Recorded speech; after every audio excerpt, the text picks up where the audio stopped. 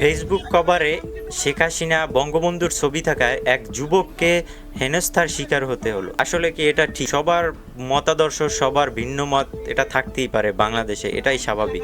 1971-এ যখন বাংলাদেশের স্বাধীনতা ঘোষণা আসে, তখন কিন্তু বাংলাদেশের একটি পক্ষ পাকিস্তানের পক্ষ নেয়, যারা হচ্ছে জামাত ইসলাম নামে বাংলাদেশে এক বড় রাজনৈতিক দল।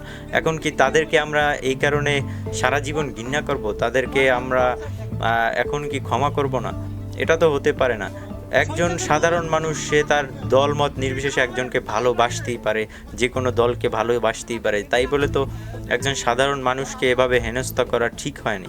আমাদের কাছে এমনই ভিডিও চিত্র আসছে যারা সমন্বয়ক নামধারী একদল যুবক, যারা এক সাধারণ এক লোকের ফোনে শেখ হাসিনা ফেসবুকে তার ফোনের কভারে আর কি দেখতে পায় শেখ হাসিনার ছবি, বঙ্গবন্ধুর ছবি, যার কারণে তাকে বিভিন্নভাবে হেনস্থা করে এবং তাকে মারধর করে এবং পরবর্তীতে তাকে পুলিশের হাতে সোপর্দ করে।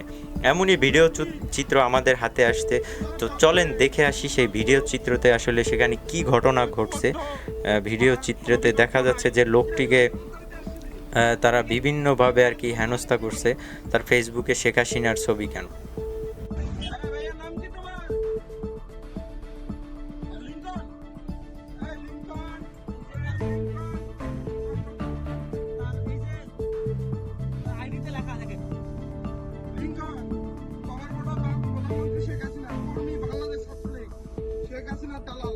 তুই কি দালাল শেখ হাসিনা?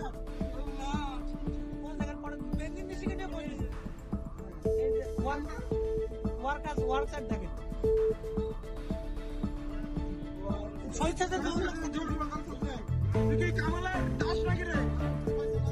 হ্যাঁ কিছু না, বেঞ্জিন আছে দেখি তারা আস্তে আস্তে এই দেখেন 8 ঘন্টা আগে তারিখটা যা ভুলে যায় না, আগামী ইতিহাসে সাক্ষী হয়ে থাকবে। খারাপ সময় চিরকাল থাকে না, আল্লাহ চাইলে। কি রে তুই কি রেস্টুরেন্টে যাস লুঙ্গি বিক্রি করে? বেঞ্জিন নিশি লুঙ্গি নিশি